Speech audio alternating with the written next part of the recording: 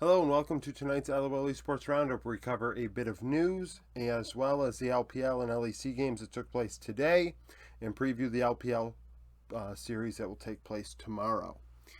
So the news, BDS, Adam, the top laner, was ill today, or at least had to be relieved due to health concerns, and Aggressivo ended up playing in his place. Aggressivo has played with BDS in the past. His numbers... This is, I believe, a mix of that game today plus ERL games from this year. This is 34 games of stats, a 2-3 KDA, 7-8 CS per minute, 51-7 KP. So, as far as I'm concerned, he really hasn't earned a return to the LEC, and I imagine once Adam is healthy, there will be a swap. Despite Aggressivo actually playing pretty well today. 366 gold per minute, which is about 20.8% of the share. 475 damage per minute, so 20.5% of the share. That's bad. Let me move this. I move this closer. I do not like when a carry-oriented role, so non-jungle, non-support, has less damage than gold. That means the return on investment really isn't there. In laning, on average, he's down 425 gold, 6 CS, 245 XP. Had 9 solo kills, played 12 champions in these 34 games. So not impressive. A return to the LEC is definitely not warranted, in my opinion. Predictions. I'm 117-49. We went 2-5 today. A very rough day, following a 5-5 yesterday. These are the 2 worst days back-to-back I've had, I think, all year. LPL, OMG, LGD. OMG would win 2-1. They're 9th in the power ranking, 6-2. LGD 1-9 now. Abel was my MVP, going 17-5-9, 29% of damage in the win. Cream, 11-5-16 in mid lane. Highchild, 13-5-13, 31% of damage for LGD in the loss. All 3 of these players have something in common. I think they all played Tristana. I think even Cream may have played Tristana. If not, I know the Nico game is why he ended up there as well. But Highchild took it in game 2, so Abel couldn't pick it in game 2 after dominating on it in game 1. Definitely one of Abel's better picks because he does like to play aggressive. He does like to get his nose dirty and get in there and make things happen. We see it on Aphelios recklessly often, and Tristana is kind of made to do that, so it works for him. I think he had 4 solo kills in this game series. Killing everybody, I think. Well, there's only 4. So, I want to say the only person he may not have solo killed was Meteor. Killing everybody else. Just really, really dominant out of him. Like, the Tristana fits his playstyle, and he was able to really just do work. Cream was effective. Shanji against Fearness, not as dominant as you would have liked. Actually, I think Shanji may have come out on the losing side of things in more than one of these 3 games against Fearness. Getting solo killed at one point, getting almost solo killed again. Very rough series out of him. I know LGD clearly wanted to go top lane and put Shanji in a hole, and they did. But, the solo kills and things like that need to stop. The over-aggression that ends up resulting in dying on the opposite side of the rift isn't acceptable. There's no excuse for that, so there was that going on. Game 3, it was Kindred versus Ivern, which is interesting, except that Aki was on the Kindred and Meteor was on the Ivern. I feel like they should be opposites in terms of how they've been playing this year. Aki is actually more notorious for being a carry-oriented jungler, if I recall, last year, which is when I really would get on OMG and saying Aki was what was holding them back at the time because he couldn't play the facilitator roles necessary to allow Shanji and Cream to thrive. Now he's playing Kindred, and then they get creative with their drafts, and OMG are better than they were then. We're seeing it in the results. Finally, following through on the hype that was 2021 for them, the end of 2021. After that, we have Top Esports and Team World Elite. Team World Elite win. 12th in the power rankings, now 5-2, as they 2-0 Top Esports, who are third at 7-3. Tomorrow, after the LPL games, and probably late at night between Tuesday and Wednesday, I will be putting out my power rankings. If you're on the Discord and you'd like to participate, there's a thread for that. This is big for Team Wii. They needed to win after coming off of a couple losses against teams that you would like them to perform well against. Given that their 4-0 start was what it was, a lot of hype around them after that, and coming after their 2-0 beatdown of PSG in Road to Asia games, a lot of people were excited, and Team Wii just didn't show up. Now, against Top Esports didn't show up. They looked like shit today. Hope, 7-1-15, 34% of damage in bot lane. Iwandi, 1-1-19 was my MVP. He played a Janna game, so the bot lane went 8-2-34. Jackie Love, 165, 31% of damage for top. They just looked so bad. Honestly, thinking about it more, I made Iwandi MVP, but after thinking about it, Shanks probably deserved it.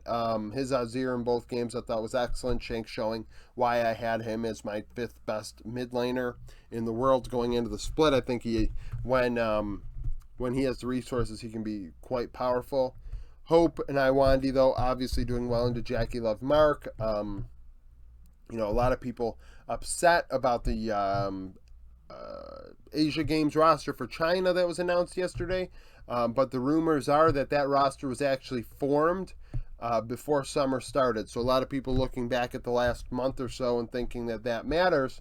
That really, at least, I'm not saying it shouldn't have mattered towards making a roster, but the roster had already been constructed before that. So to discuss how players are playing right now would be irrelevant to when they decided to make the roster. I think Jackie Love is probably the best Chinese AD carry at the time. One could argue Elk, but at the same time, I do wonder, if they, in the end, there is some fandom that goes into this, right? And Jackie is the one with a ton of fans versus what Elk has. It is what it is. Top Wayward looked very bad. Cube had a case to be MVP. I thought he played excellent on the K'Sante. I think he played K'Sante both games, if I recall. I know game 1 he looked very good, and then game 2 he looked very good and had K'Sante. Solo killing Wayward a couple times. Tian and Hang, that was a wash. Tian ended up stealing an objective, if I recall correctly. But outside of that, Team we just had it going on. This is very ugly out of top. I will say, gold-wise, top did have a lead for pretty much the entire game 2, despite losing. Which is going to throw off some things, and we do have to take that into consideration. The team we did not dominate top. Despite me saying top looked like shit, and they were very bad. Team we actually didn't have a gold lead in game 2 to speak of, so I think that does need to be noted. LEC, BDS, Heretics. Heretics win, going to 4-2, 21st in the power rankings. BDS 2-4. Obviously, we do have to think about the fact that BDS did not have Adam in this one. Vethio was my MVP on Nico. Flackhead 635, 37% of damage. Mursa 4011, so the bot lane 10-3-16. Nuck 154, 36% of damage in the loss. I thought Vethio played very well in team fights. Early game went top lane, put Aggressivo in a bad position, and then, in team fights really came through big. Flackhead looked very bad in the early game, honestly. I thought that this might have been his worst game he's played, honestly, out of all 6, despite coming away as the leader in damage and a nice KDA, and was good during team fights towards the end of the game. The early game was awful. And Aggressivo actually really looked very well for BDS. Obviously not the same roles, but I think he started 4-1-1. So that's a thing. Yankos looked good at times. Better than Sheo, at least. Crowny, Labrov not really doing much. And, Nuck trying to deal as much damage as he can, but dies a ton. So, BDS, not quite the team that were last split. We saw this happen with SK. We've seen this happen a couple times. These short splits give a lot of people... I fell for the SK hype, right? And they won today, but regardless... it's a small sample, 9 best of ones, and then a couple series, best of threes, and things like that on a couple patches. You got to take into account the split before that, take into account this split. It's a long year. After that, Mad Lions XL win, going to 3-3. Abadagi was MVP again on Azir. Mad Lions 16th in the power rankings, 4-2. Patrick 11-3-4, 34% of damage. Odoamne 1-1-10. Karzi 5-4-5, 45% of damage in the loss. Once again, Karzi coming through big in another game where he lost. We do have to, give Karzi his credit. He has played exceptional this split despite the team. Going 4-2. That's not despite. They're doing very well, but Karzi has done well in both losses. So, if I recall these games, and I do. So this is the game Patrick played Draven, I believe. Mad Lions had the advantage, and then they threw in the mid game, gave Patrick some gold, and that allowed XL back into the game. And then XL were able to make things happen after that. And Mad Lions did not have the damage or the team comp capable of scaling into the mid to late game in an even game state. And in the end, that's what it was. Twisted Fate is not very good right now. Every time I see teams play it, KT are doing well on it, but BDD is playing, I think, the best he's ever played at this point. And outside of that, I do not like that Niski's playing it because I didn't think he was as effective, really. And then, dying under turret, giving Patrick 2 kills in bot lane was ugly. Just feeding Patrick was a terrible thing to do. Like, one way to really lose to a Draven is feeding the Draven. Draven is coin flip. You don't want to give it a kill to begin with, but you really don't want to feed him. And that's what they did. And then they didn't have an answer.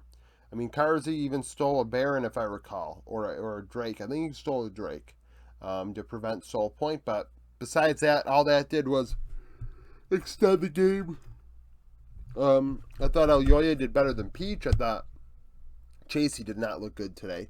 After a very good first week, week 2 was not up to par. So XL are 3-3 now. Mad Lions 4-2. G2 would win against Astralis. This was the only LEC prediction I got right. They're 14th in the power rankings, 5-1. Astralis 2-4. Hansama 203, 29% of damage on Kog'Maw. Caps 104 was my MVP. It was a game where everybody lost, in my opinion. Kabe 010, 26% of damage for Astralis, as Zhonghoon even had 20% of damage at support. Astralis had an early lead, and it was a bro game. It was a bro game through and through. G2 not getting any kills, Astralis just allowing G2 to take objectives after objective after objective after objective after objective. Oh shoot, we're behind 6k gold and they have all these objectives and we have nothing. Finn outplayed a top 2v1 and got 2 kills in the early game, which gave Astralis their lead. And unfortunately for Finn, the team did nothing with it. It was disgustingly awful. Like I said, I say it all the time about bro, so I'll say it here. I don't like talking about games like this because really, G2 won a game where both teams, in my opinion, lost. And the fans watching lost. Koi, SK, both are 2-4 as SK win. Exakick 406, 41% of damage. Marcoon was MVP, 1-1-10. Larson 5-1-2, 30% of damage on Tristana. Tristana mid is dominant right now, dealing a lot of damage, putting up nice KDAs. ADC mid meta is returning. As far as the game is concerned, Exakick had a really nice cross rift Jinx rocket. Marcoon was in sync with Irrelevant, putting Sisgenda in a hole in the early game, and then it got to the point where Irrelevant was taking a bot inhib in the late game in Sisgenda's face. And Sisgenda was on K'Sante. A lot of people want to, K'Sante's broken, this and that. Today, in this game, K'Sante was useless, and Irrelevant's Jax was dominant. So, Marcoon gets MVP for doing that. Surtis on Akali, meh. I thought Larson played better. Bot lane, Exekick and Doss. I mean, Exekick was better than Comp. But really, it was Marcoon opening up those advantages for SK that ended up getting them the victory here. Lastly, Fnatic Vitality. Vitality win. Sorry, they do not win. Why did I put them as the winner? That was silly. This is silly.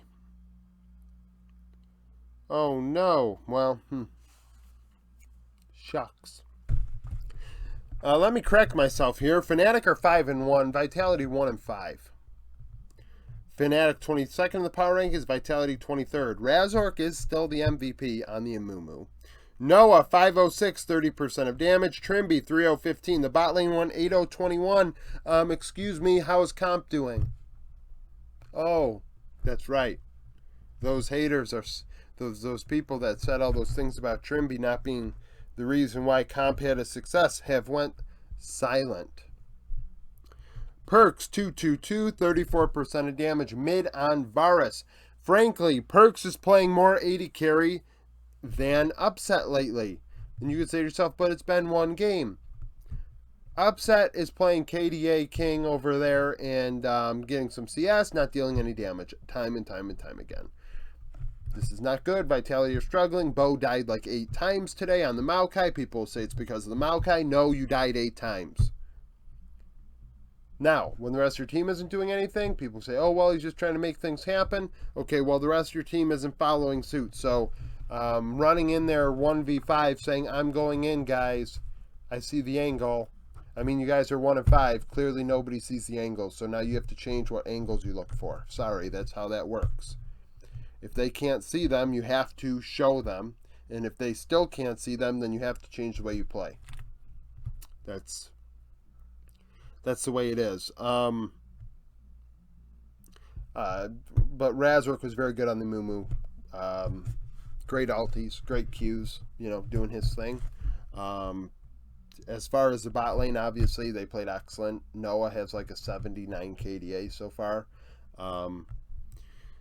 Humanoid doing work. Oscarinin on Poppy was solid. Everybody had like 10k damage except support when the game was starting to come to a close for Fnatic. A very even spread. In the end, Noah with 30%, but I think the other 3 roles were above 20, or at least, putting up a decent amount. 20 wouldn't make any sense because then we'd be at, we'd be at 90, so I guess it's possible. But yeah, so Fnatic won. I thought Vitality would finally win a game. It didn't happen, but I wrote it down as if they did. Preview for tomorrow, LPL, Ninja in Pajamas, JDG, Nip are 19th in the power rankings, 5-4, coming off of a loss to Team Wii last Monday. They haven't played in a week. JDG, first in the power rankings, 8-1, coming off of a win against Top Esports. Last time they played, JDG won 2-0. Same roles that played against each other last time are top bot. So 369 Ruler missing went 19-5-57 with 1,700 DPM, 57% of the damage. Invincible Photic Gio 6-17-17 for 1,320 DPM, so 380 less. Obviously, the KDA is not nearly as good. And 66% of the damage, so the player's dealing less DPM and even more of the share as the jungle mid duo has changed for Nip. Now it is Shadow Angel instead of Jalao Bao and Dream or Pout. I forget which one played in that one. So it'll be slightly different, but it's still against JDG. Weibo and FPX. Weibo 6th in the power rankings, 5-3, coming off of a loss to BLG. FPX 3-6, coming off of a loss to Anyone's Legend. Last time they played, Weibo won 2-0. We're going to compare the 3 carry roles, top, mid, and 80 carry. The Shy Xiaohu Light went 32-8 and 36 in the win. 1,875 DPM, 82% of the damage. It makes sense. Those are the 3 carry roles. Xiaohu Care LWX went 9, 23, and 10. 1,166 DPM, so about 700 DPM less. 75%. So the jungle support roles did account for more of the share of damage for FPX, but significantly less damage overall. You know, I wouldn't be shocked. That's a type of series that I can see Weibo, you know, blowing, honestly. Lastly, BLG IG. BLG fourth in the power rankings, 8-1, coming off of a win against Weibo. IG 2-7, coming off of a win against LNG. Last time these two teams played, BLG won 2-0. The only matchup that is the same is the bot lane. Elk and On went 26, 19, and 49 for 1,189 DPM in the win, 41% of damage. On and Wink went 12, 27, and 23, 747 DPM, so 450 less, and 37% of the damage. So the top side of the rift did have a higher share of damage in the last series between these two, but it was similar to FPX, significantly less damage. You know, IG are a very different team. That series they had Nenny, Giddy, and Dove. Now they have YSCam, Tianzin, and Cryan. You know, YSCam did take that series off the last time they played. So that's it for the roundup. Thank you for watching. If you liked the video, like it, subscribe to the channel for daily League of Legends content. Follow me on Twitter, join the Discord, become a YouTube supporter, and I hope to see you again tomorrow.